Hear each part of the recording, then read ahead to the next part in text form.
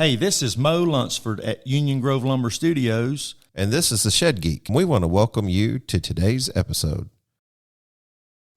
Thank you for listening to part 2 of a 2-part series here at the Shed Geek Podcast. If you missed part 1, just go back to last week and listen for more engaging conversation here at the Shed Geek Podcast.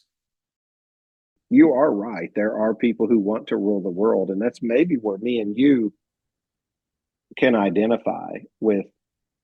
Maybe we're probably less aggressive on rent-to-own. Just to be clear with you, we're probably less aggressive on marketing. I almost there's a guy I almost want to have on here to talk about our marketing, because he wanted to come to us from a different company, and we knew the company he was working with was a good company, and we actually discouraged him because we felt like maybe there was a lure to our services or personality or something to work with us that didn't match what he was looking for. He was being serviced. He's been serviced just absolutely fine. And instead, we took more of a consultative role in his company, and we tried not to interrupt the services that were already working. And I would make the argument for any company who comes to us, whether it be in rent-to-own finance, or if you have something that's working, keep using it. I'm not going to convince someone that a company is doing a bad job to win your business. I do not feel like that is an approach that we should be taking. And I don't think that's the betterment of the industry. Would you agree to have to quit using that lumber because we support this company? Come over to us, whether it's a good fix for you or not, it's a good fit for us.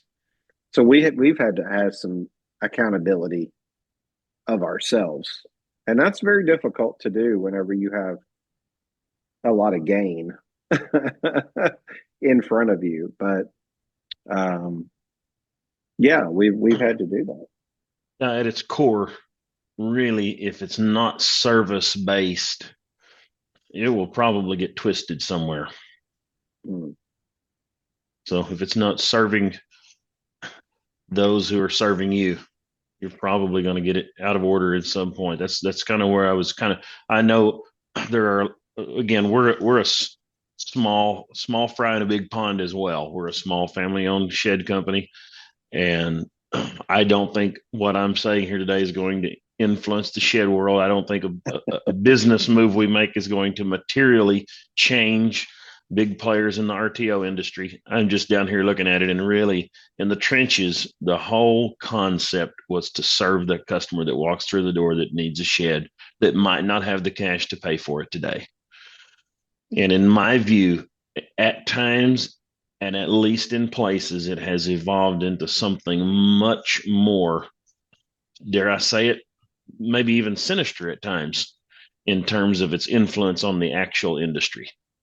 In terms of the way it has held, like I described to you, the whole repo cycle, and the way that has held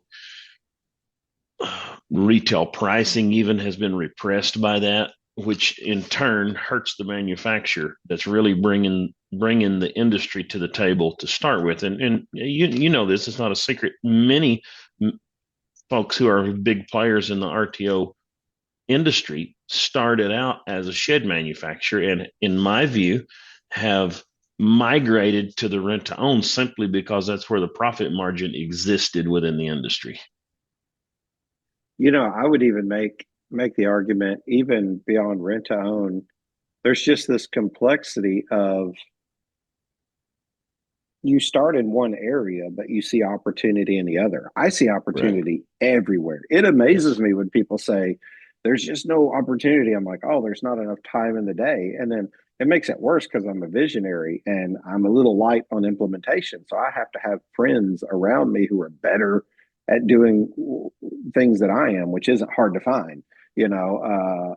I've literally, for those who have had an opportunity to have us come speak or something like that, they've literally heard these words. I have found the key to success. The key to success is doing what people tell me. It's getting people smarter than you in a room around you to help be successful. I never claim to have it figured out. I've harvested the power of networking to be able to work with with people who have dynamic talents and skills that just amaze me. And I stand back and I am amazed, and I love seeing them benefit and grow, because to me, that's a personal satisfaction to me, is seeing Dylan do his thing in marketing, or Cord, or Josh and Justin. Which, by the way, Justin is the one I want to give 100% of credibility to in the rent own world for for discussing and really driving the force behind a direct to consumer, which he may want to wring my neck for, because sometimes there's a competitive advantage to staying quiet. But you know what? It doesn't matter if you're offering it. If it's out there, why not do it, even if it does limit the control?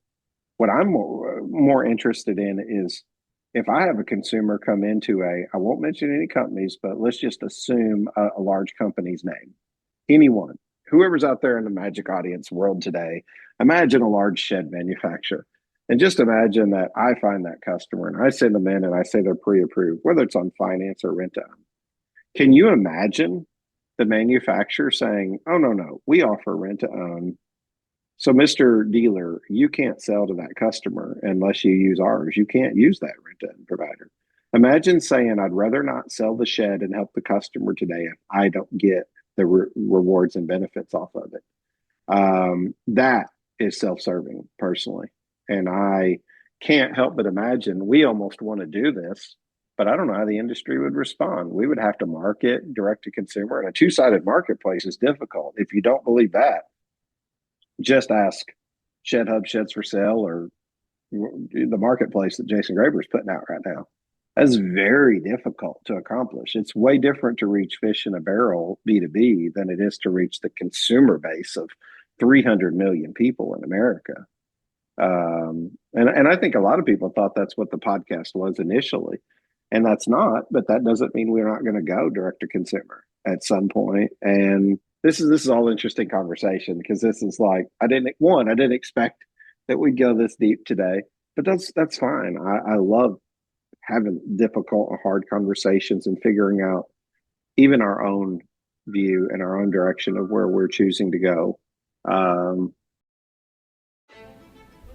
This is James Price of Shed Pro on Faith in Business. Have you heard the saying before? Busy means being under Satan's yoke. When we are busy, we hurry from one thing to the next. Hurry is the great enemy of a spiritual life. Hurry kills relationships, joy, gratitude, and wisdom. The history of hurrying. In 1370, Germany introduced the first public clock. The day was no longer dictated by the rising and the setting of the sun. Then, in 1880, Thomas Edison invented the light bulb. People were now enabled to stay up long after dark. Then, in 2007, Steve Jobs released the iPhone. A recent study showed that an average iPhone user touches their phone 2,617 times a day. So what is the solution to our busy lives? Slow down, take the long way to work, silence your phone, keep your Sabbath day of rest, simplify our lives around what really matters. This is James Price. Thanks for listening. What's the solution? You kind of make the argument that the solution is it needs to correct itself and it needs to be self-serving. Is that what will limit the influence? I think I'd have to say that I feel I've shared with you all the insight I have, honestly. I really don't know. I've chosen my words carefully. I think it's interesting, the dynamic that rent-to-own has played in the industry, particularly in the last 10 years or so. And I think it's very interesting how that is shifting to either offering in-house financing through some of the more seasoned and larger rent-to-own providers, or like you said, partnering with financing solutions. And I think it's a good thing that we recognize that need to the end consumer, regardless of what's happening internally in the industry, regardless of how that may affect the rent-to-own companies, the manufacturers long term. Really, in any industry, the customer should drive the innovation. The need to serve that person walking in my door not just me, I'm not saying that, but as an industry, the folks walking in our doors, that's who's feeding our families, man. That's who's supporting our industry. We don't have an industry without those folks, and seeking a way to serve those folks purely, I think will give us a good answer long term. Do you think I we're think it's going to seeing? affect the things we've talked about here today. Obviously, marketing has to be done, right? I mean, customer acquisition is real. Competition makes that at times more difficult than others. As you see the cycles up and down of the industry and competition, and lots coming and going, all those things. That's nothing new about that to you and I. We've been in it a number of years, so just going back to the roots of what it actually is the customer needs. What need are we actually serving? Do you think we're? And for me, I think I have at least at times, even in the past, not understood that that's what's driving the need for a payment plan on a shed, right? Mm-hmm. Sometimes I think we've construed that to be that, look, we've got to satisfy our rent to own company rather than we have to do what's best for this customer. Can be two very different things, not intentionally. I'm not pointing. You mentioned someone coming on and defending themselves. I hope it hasn't come across that way what I've said. We're a rent-to-own provider, and I'm not throwing us under the bus. I'm just interested in seeing what drives that and where it goes from here. Well, same here, and I even have to speak to our own company as an RTO provider as well too, albeit a small provider. We still hold some place, right? Not only in the industry, but to our development of our customer, to the devotion of our customer.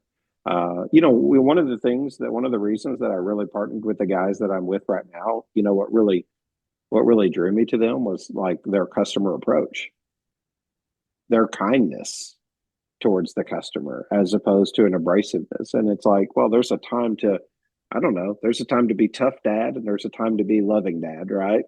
There's a time to discipline and so, but for me, I kind of approach that in the same way as my faith. Look, discipline never worked with me. I know that that the beginning of wisdom is to fear the Lord, but I would always tell people I was too stupid to be scared, right? Instead it was love that reached me. I didn't get reached through discipline as some people did. I got reached through love. I got reached whenever grace was offered to me and I didn't have any other option. And that was one thing that's a large comparison to draw possibly to our rent-on provider. But the one thing I appreciated is how their customer approach was. I appreciated the approach they took to their customer, that it meant a lot to them to understand their story, their difficulty, and their hardships, work with them. Be able to and not take just such a hard approach. I'm again not suggesting that those things aren't necessary at times, but you're in my wheelhouse right now, Vance. I'm doing a keynote speech here soon, and you want to know what the power or what the topic is? It's the power of giving versus taking, and trying to identify when you need to be a giver and when you need to be a taker. And I'm really trying to dig in deep. I'm reading a book over the power of giving. I'm watching as many videos as I can. I really want to make the most impactful speech that I can possibly for this group of people who, by the time this podcast comes out, that will have already happened. But it's fulfilling for me to try to dig in and be better myself. And I think that's the hardship of being in business and trying to operate in morality, trying to operate in conviction of like who you are. So like that's one of the things that excited me. I think there are other companies I could have worked at that probably do a better job in rent to own in terms of like their numbers, perhaps. Mm-hmm. But it's probably a little more aggressive approach than what I just felt like I wanted to be associated with necessarily. Our brand is a particular brand, and we can't outrun that. It's like I would rather roll up the podcast or any other business that we're doing.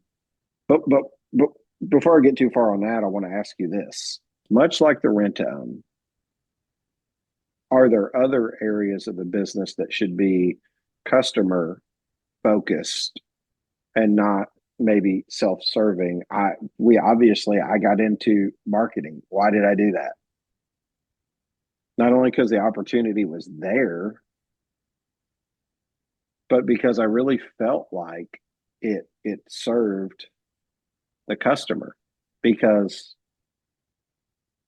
the shed industry is not immune from the way the rest of the world chooses to shop. No.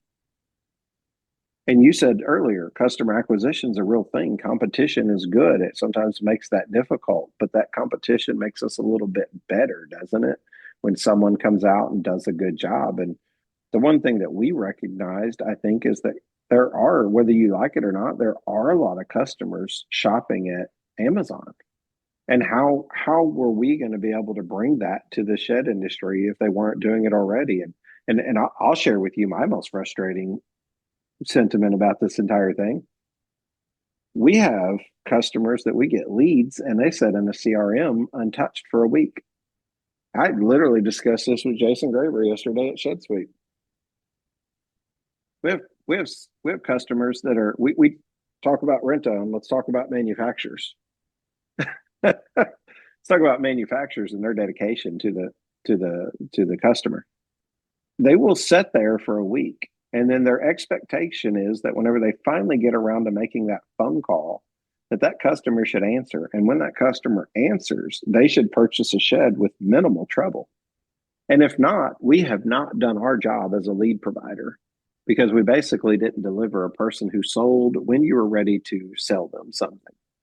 And that is mind-boggling. It's actually appalling that you want to just negate the entire sales process altogether. If I could bring a lead that were so substantial to your table that they bought every time you called when you were ready to call and didn't give you any trouble, I would start selling sheds. I probably wouldn't provide marketing, because if I'm that good, and look, these are good leads. You're first place in the opportunity to sell them something among 3,000 manufacturers that could sell them something. You're first place, and all you have to do is dedicate your sales process and or your dealer network to utilizing systems and processes that work. And we're almost at a place to where I'm almost making, Shed Hub and Sheds for Sale, the fact that these programs weren't embraced as much when they initially came out is amazing to me. Some of our advertisers, Solar Blaster fans, the Zula, I'm not just giving them shout outs. I'm amazed that we say we sell the best product, but we don't embrace new products until the customer demands it. Are you swimming in leads but struggling to close the deal? It's time to turn those leads into profits with Making Sales Simple, the ultimate sales training program designed specifically for shed sales professionals. At Making Sales Simple, we understand the challenges you face: overwhelmed by inquiries, unsure how to follow up, and missing opportunities that can boost your bottom line. Our proven techniques help you and your team master the art of connecting with customers, building trust, and closing deals like never before. Whether you're new to the industry or a seasoned pro, this training will sharpen your skills, increase your conversions, and drive your business to new heights. Don't let those leads go cold. Invest in your team's success today. Making sales simple, because every lead deserves a closer. Why do the manufacturers not? Why wouldn't they have that same aggressiveness towards bettering their customer experience through a sales and marketing process and or product? Not just rent to own, which is a service, or financing, traditional financing, but what about other areas? What about delivery? You know, I watched these guys come out with the Challenger. We did their website. Amazing product. And I love the shed haulers. But all I saw for years was how they wanted an alternative. And man, they put those guys through the ringer. And hey, they should have difficult conversations. I agree. But in my opinion, they really put those guys through it. Will it do this? Will it do that? It's this. I mean, like those are natural questions. But I've been around some maybe different conversations than others. Shouldn't we embrace these things? You know what I mean? Like when there's new innovation and stuff like that. I mean, we can do this in multiple directions, right? Yeah. Like I don't know. You have any thoughts on it? Well, when it all comes right down to it, and I've said this a couple times, if it helps me serve that customer coming through my front door that needs a shed, it makes me either more efficient, more professional, more competitive, then that's really what should be driving the decision. As a manufacturer, as a salesperson, serving your marketing guy or serving, as a sales guy, we'll say, serving the guy in the plant and making his life easier is really not what we exist for. We exist to take care of that customer.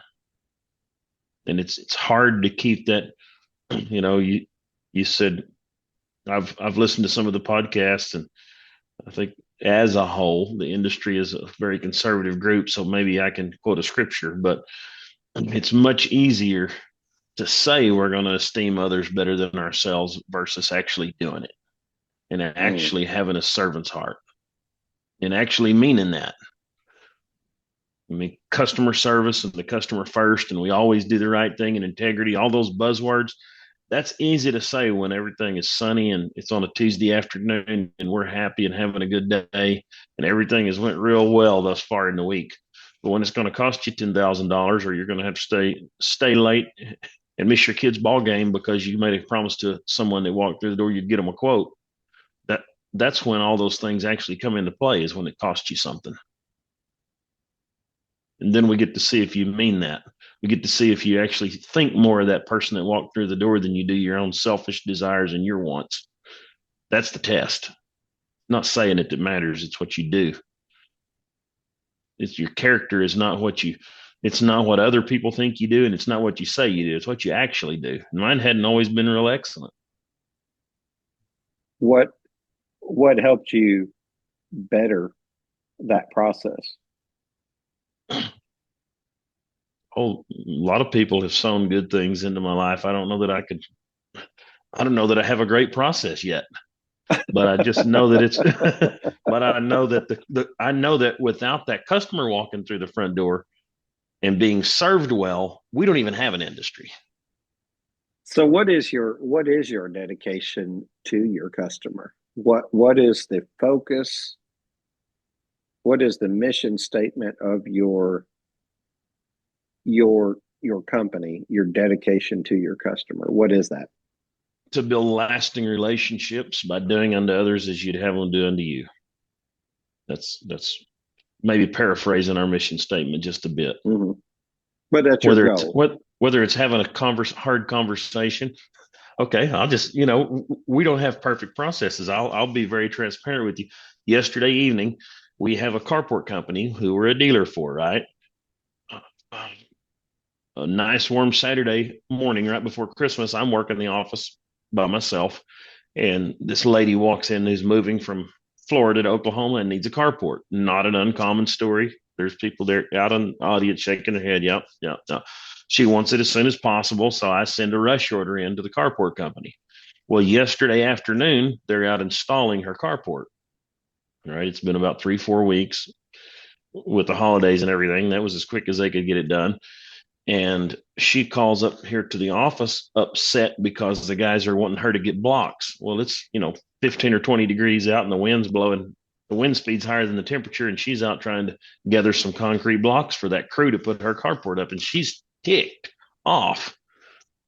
And when that conversation's finished, I'm frustrated at me for not screaming it louder and making it more obvious that your ground has to be level, lady. I didn't serve her well. Yes, did I tell her? Absolutely. But obviously, I didn't communicate it to her effectively, because now she's having a terrible experience. the ground's frozen and she's out trying to dig cinder blocks out of the dirt and can't do it. And she's rightfully so. She's ticked off. I'm thinking about all that you're saying. I'm thinking about conversations we've had with people in the past, people who want to, or at least have a desire to see it, whether they want to create it or not, see like some kind of trade association. Because I believe that education, that's why I use the tagline education through entertainment, was the process by which the podcast was birthed. It was a labor of love. I've admitted this before. It went from being a labor of love to being an all out job at this point. I'm not saying I don't still love it, but I don't love it in the same way that it's very charitable. I love it in a way that is serving for me and my family and the family of those who work with us. But man, I've really been thinking about a lot here lately on, you talk about the power of serving, and it just really shows to me in your entire demeanor, from your facial expressions down to the influx in your voice, that you care about the customer. But that's a staple in who you are and what you built your company around. And I believe that you're not a rare company today. I believe that there are multiple manufacturers out there today that echo your sentiments here today of what it means to drive the customer. And sometimes we can get lost in the business of business. Right.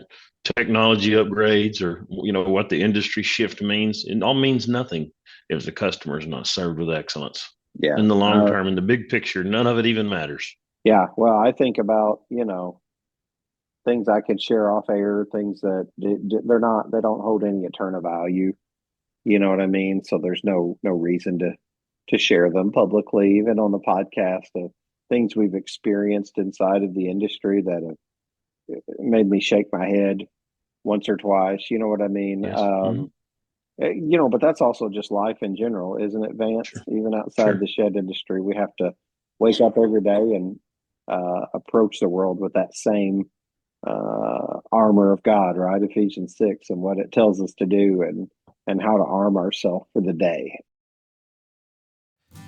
Digital Shed Builder is an online shed configurator that strives to provide incredible visual quality, fantastic customer service, and an amazingly low price point, making it a perfect fit for any shed dealer looking to increase their online sales.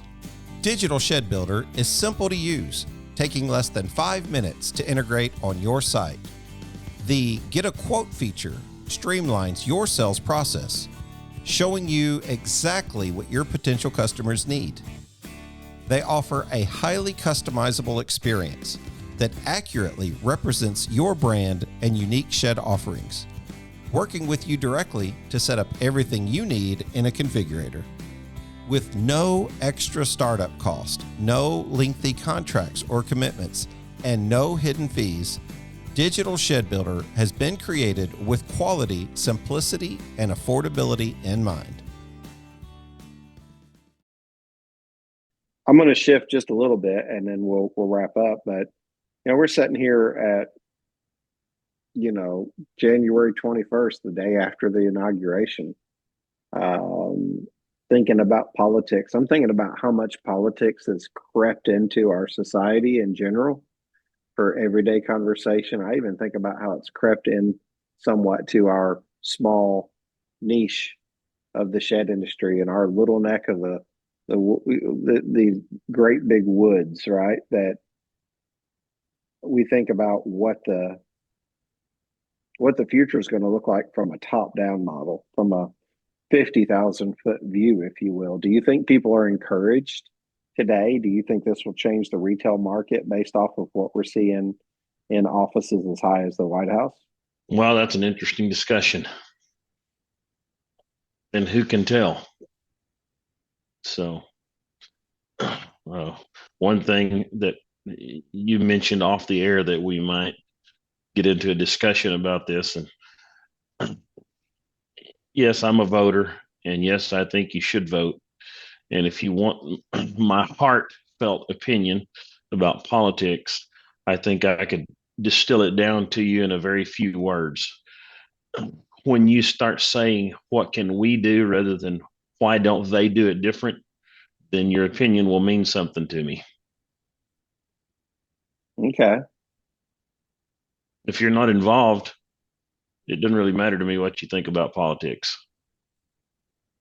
At least at some level, at least do what Yeah. you can. Yeah. It's whether it's in business or whether it's in politics. Probably a personal pet peeve of Vance's is I don't like to hear you say they, especially if you have a stake in this thing. Yeah. What that is a subconscious way of you relieving yourself of the responsibility that you have. Virtue signaling. Yep. Would No, you almost make I the wish argument? I wish they would get their act together up there in Washington. And do I understand there's a lot of a lot of a lot of corruption and a lot of, I was looking at some of the footage from the inauguration yesterday, and do I know that all the opposing parties and forces and previous presidents and all, do I know that they're all connected? Yes, I do. Yes, obviously. I mean, those guys are on a first name basis. They, drink beer and hang out on the weekends together to a large extent. And do I know there's a lot of corruption and a lot of big money changing those things? I do. But I just hate to hear somebody say, I wish they would get their act together, because at least to some degree, we still have a government of the people, for the people, and by the people. And when you say they, it renders you with a powerless feeling, if nothing else. You can't do anything about it. Mm. So what I'd say is do what you can. It's not them that are the problem. They're not the issue. We are. If Shannon and Vance will get up and do the right thing tomorrow for our families, and everyone else in the world would do the same thing, I'd be very interested in seeing what happened. And am I a little bit relieved at the change of power? Honestly, I am, politically, personally, but I don't think that's the answer. I think the answer is for us to accept some personal responsibility in those roles. The Army changed their slogan from "Be all that you can be" to an Mhm. army of one, and I really like that. Whenever I use that as a reference and an intro to your family is your first ministry that God has trusted you with, and your family is the smallest level of government to which you'll ever be involved with. Begins in your family. As a matter of fact, when you go back to the podcasting, I listened to a lot of podcasts when I was out on the road trying to knock on doors and sell people things. And one of the things that always stood out to me is the power of local. And there was actually a podcast I was listening to that really talked about the power of local. And what I mean is, if you went to your local, and I'm guilty, so just to be clear, I have to include myself. But if you go to your local ballot box and the only names you know on the top were Trump and Harris, and you didn't know anybody else, in my opinion, your vote, although valuable, held way less influence on a national level than it did on those local judges, local circuit clerks, sheriffs, people in the community that you can go and talk to. Correct. And find out who they are and what they're doing and what they stand for. And whenever you do that from one community to the next, that's whenever you start wagging the dog by the tail, because you have the opportunity to make a difference in your home. If you don't get a chance to talk with President Trump, even if you support him, you will have a chance to talk to your local judges, and Correct. You will have a chance to talk to your local mayor and alderman. And I believe, beyond that, it starts in your family. I think it starts at home, and it's how do you represent yourself in your community? And there's so much here that is powerful. How does all that affect the shed industry? Somebody who's listening today saying, I tuned in to listen today. I didn't want to hear about all this garbage. I wanted to hear about sheds and people's stories. I'm painting with a broad brush. I recognize that. But, politics and those things are, we don't talk about it all the time, but this is the day after the inauguration. And I felt like, hey, it's powerful to try and talk about who we stand for, what we stand for. And uh, those things do have a direct effect on our industry. Absolutely. Hello, Shed Sellers. Did you catch the latest Real Work Labs interview with George Converse? If not, don't miss this value-packed episode. Head to Shed Geeks Podcast YouTube and search Real Work Labs. George and the Real Work Labs crew are riding the wave of Google's latest updates, taking your digital presence to the next level. We're tech artisans crafting your neighborhood brand voice for shed sellers like you to stand out, gain trust, and get found online. Our software will easily capture your work snapshots, videos, weave your craft's story, and get reviews all in one virtual experience. Our innovation goes beyond getting found for your business location, rather getting found for your work locations. Reviews intertwine with their corresponding job sites. When potential customers seek local expertise, you're the proven solution they'll find. It's high time to map your reviews and showcase your beautiful work in a meaningful way that builds trust in customers' neighborhoods. Ready for the journey? Visit shedgeek.realworklabs.com or call George today at 480-787-7575. Real Work Labs, elevating your trust, increasing your conversions, and getting you found where you work in the neighborhoods you serve, one shed at a time. I'd say, I don't know if that was a question for me or you, but I'll respond anyways. I feel you've already covered some of it, but what I would say is those of you that are out there somewhere in a shed shop building a shed today, when it comes down to hiding a flaw or fixing it right, go ahead and do the right thing. Probably has a lot more impact than you talking on break to your fellow shed builders and the painter out of the paint booth about what's wrong in Washington. Have a lot more effect if you'll just do what's right today. That's a powerful statement. Had we always been doing that, we wouldn't be having the discussions that we're having today about genders and many other things. We wouldn't be having the problems that are caused by social ills. If a bunch of these inner city kids had a dad that was doing the right thing on a Monday, Tuesday morning today, all their life would be a much different place. And honestly, that's probably where you and I can have the most effect. You go do the next right thing. Yeah. Vance, it's been exciting to say the least. I want to do the same thing that I do with everyone else. You may have listened to a few podcasts, so you know this is coming or not, but I like to open up the floor as if I haven't talked enough already. I think you played a Jedi mind trick on me and you interviewed me in this podcast today. I'm not sure what happened, but you definitely got me out of my shell. I certainly hope that me or you didn't say anything that would be offensive. And if we did, I certainly hope whoever was offended will get over it. I believe that difficult, hard conversations and even challenging conversations are always welcome. I don't know if this was hard or challenging, but it was certainly thought-provoking nonetheless. And we didn't talk about what we were going to discuss off air. I think even one of the things you asked is, do you have a list of questions or some agenda? And I said, no, my agenda is to make compelling content for people to listen to about our industry. And I think through this conversation, we did some of that today. But my question to you today is, do you have any questions for me? Podcast, faith, shed related, family, it really doesn't matter, just as an open transparency for conversation. Do you have anything that you would want to ask here today or get my opinion on? If not, it's okay. But feel free to ask anything and I'll give you my best answer that I can drum up. How about that? My interest would be that you would give me feedback on what you think the state of the industry is from your position, what it looks like going forward. And if need be, we look at that in retrospect in terms of how it relates to the past, but not necessarily, just where we go from here more. One thing that I've kind of kept close to my chest, but I feel like because we have a platform that we can speak on, at least one thing that interests me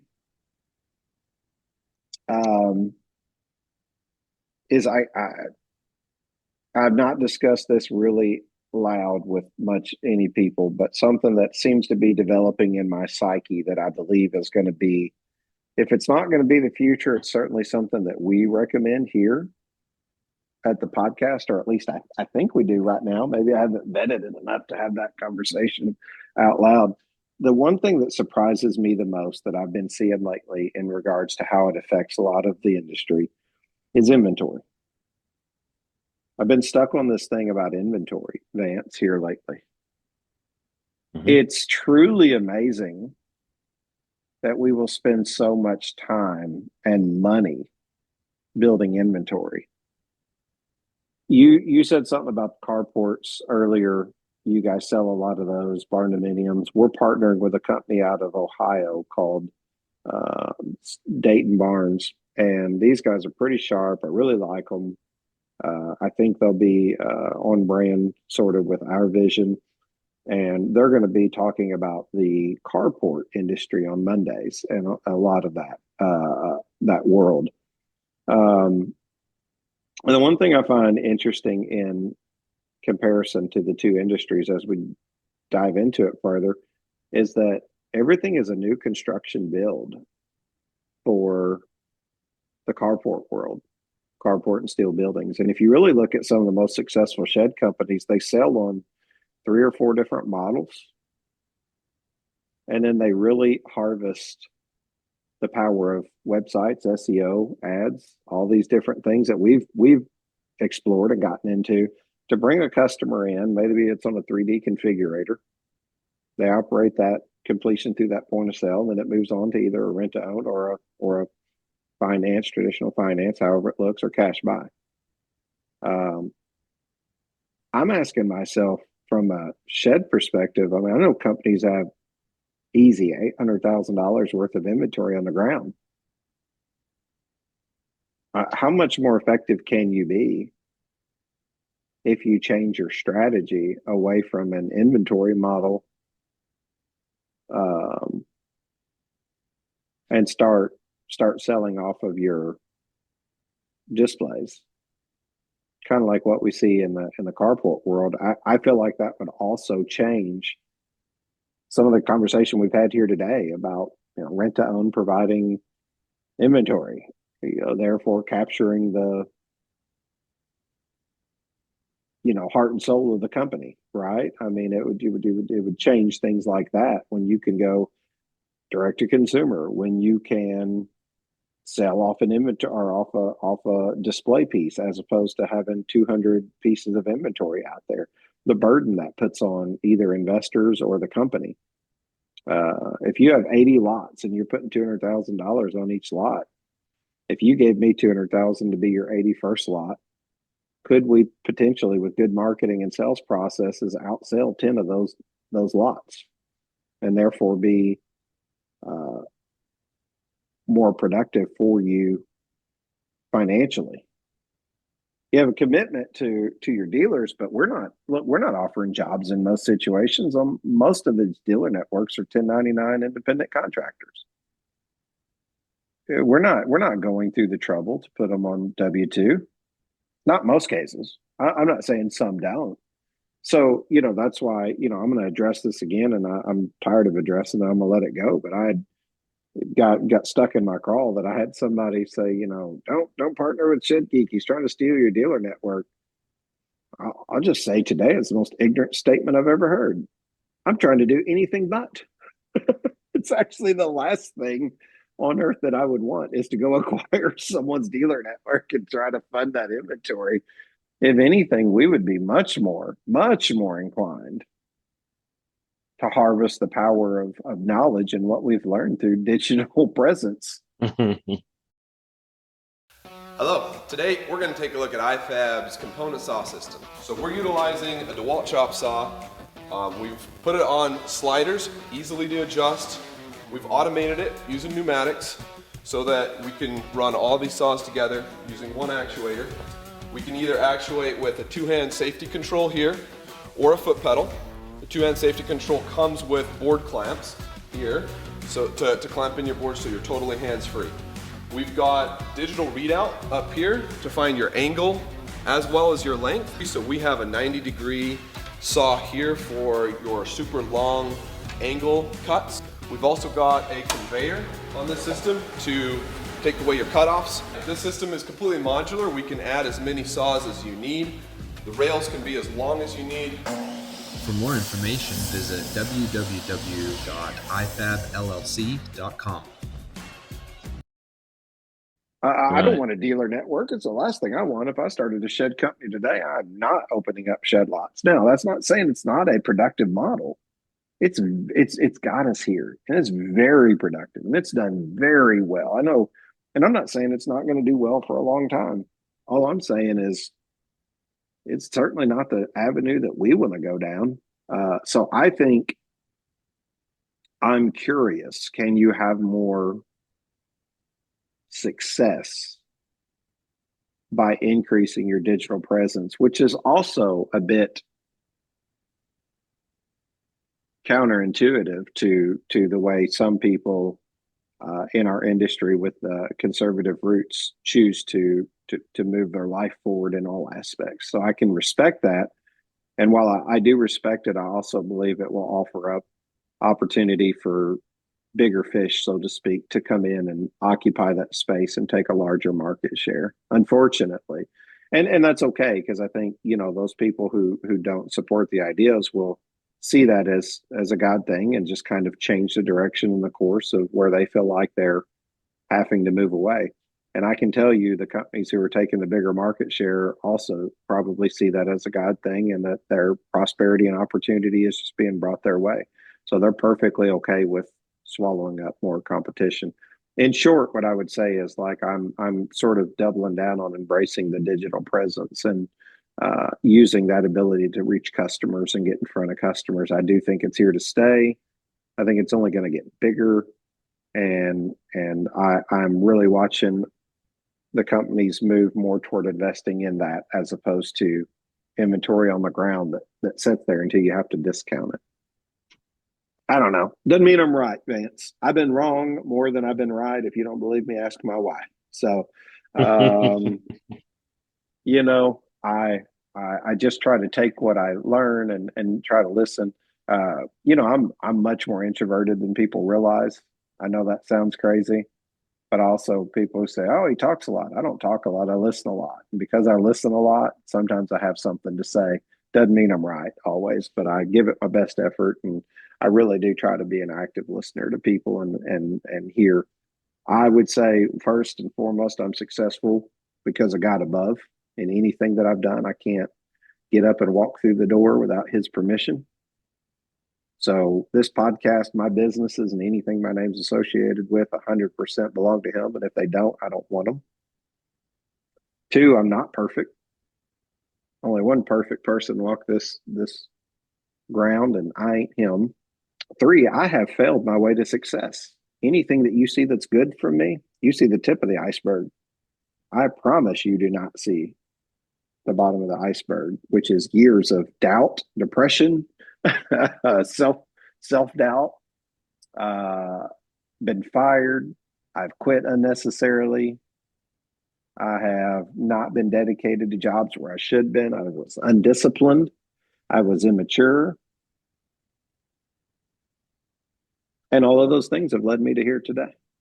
And I'm not ashamed of those things, but they got me where I am in any sense of success. So I probably answered your question way too long there, but I hope you got something out of that, or the listener got something out of that. I did. Thank you. Yeah. I would imagine you're a fan of prayer. And not only have I not been wearing my traditional Shed Geek outfits here lately, also, recognized the other day, listening back, that I haven't been praying on as much episodes as I did recently. And that's always been a staple of who we are, what we are. We'll shut it down before we have to give up. The idea that we're not gonna pray and put Jesus first in all that we do.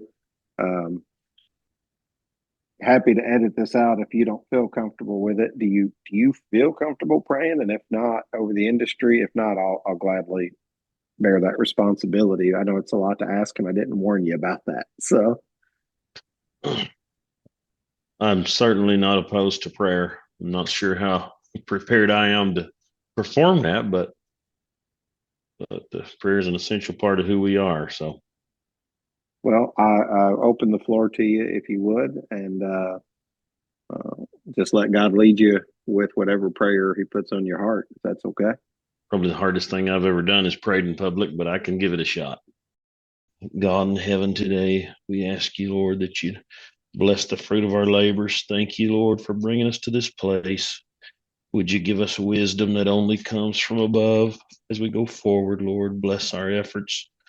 Bless Shannon and his labor with the podcast. Bless all of us in the industry as we try to put others ahead of ourselves today. Would you help us to serve with excellence as if you were here in our position? We ask it in the name of Jesus. Amen. Amen. I'm going to tell you something I've said on the podcast before. Others have maybe got a kick out of it. I pray throughout the day, Vance. I talk to God, and so I've heard some people say, "Well, I don't do that. I've never done that," and that's strange to me, because I feel like, the Bible says He puts a song in your heart. I believe that only that song is heard sometimes between you and Him, and it's a unique voice that you hear from Him, and that He hears from you. But I'm going to tell you a little story, then we'll go. It's a story about when I worked for faith-based drug and alcohol rehabilitation. I've told it before on the podcast. For those of you who have listened to it, turn me off here. But, for those who haven't, listen close. I had the privilege of encouraging thousands of men to pray. We prayed before dinner. We prayed before we went to bed. We prayed when we got up. We prayed in a lot of situations. Always before breakfast, lunch, and dinner. He'd call on somebody different in this faith-based drug and alcohol rehabilitation facility that we were in, to encourage men to become more bold in praying publicly, because public speaking and even public prayer is a difficult thing. And I finally got Alan, and Alan was one that would always get away from everybody. He'd always sneak back and hide, and we just wanted to call him out. And out of the thousands of prayers that I've heard and called on men to pray, even the best prayers I've ever heard, prayer warriors, I don't remember any of them. But I remember Alan's prayer. And I think it was the simplicity of it. And I called on Alan one day because he thought he was going to get away. And I said, "Alan, would you pray over our lunch?" And Alan was not only funny in what he said, but funny in his reactions. And he literally looks at me and has this look on his face, and he says, yeah, of course. Yeah, no, yeah, of course I'll pray. Absolutely. I'd love to pray today over the food. So, okay, I want to give it a shot. He closes his eyes and bows his head along with everybody else. And I just kind of kept one eye open and peeked over at him. And he said, "Lord, I'd like to thank you for today. Today was a good day." And then he does this with his face. He kind of, almost as if to say, "Yeah, I'm really feeling this, He said, "It was a good day. It was a good day." And amen. And he was so pleased with his prayer. Yeah. And everybody looked at me like, "Is that one okay?" And I just gave this nod of approval, as if to say, "Hey, you gave it all that you had." And I'm going to tell you, I've never remembered another prayer that another man said in all of my life like I have Alan, because it was come from the most genuine place I had ever seen. And he thought, man, I've been busted and I can't hide no more. I'm going to give it my best. And I believe that God heard that prayer. And I'll tell you what, that was a good day. And Vance, today's a good day. Absolutely. It is the day the Absolutely. Lord has made. I thank you. I'm going to go ahead and end the podcast right there. I thank you for being a guest on the show as an example of, hey, look, can't say enough for Tyler. He's been great. I still have a song that I listen to on my Apple Music that he shared one day on Facebook. It's called Love. I don't know if you know the song. It's called Love. The pastor stood up and all he said was love, and then he sat back down. And I still listen to that song. Tyler's inspired so much for me in the shed industry. I thank you, your whole business. Bless you guys, and hope that you're doing well and continue to do well. And thank you for being a guest today. Thank you for having me. I have enjoyed the interview, the two-way interview. It's been great.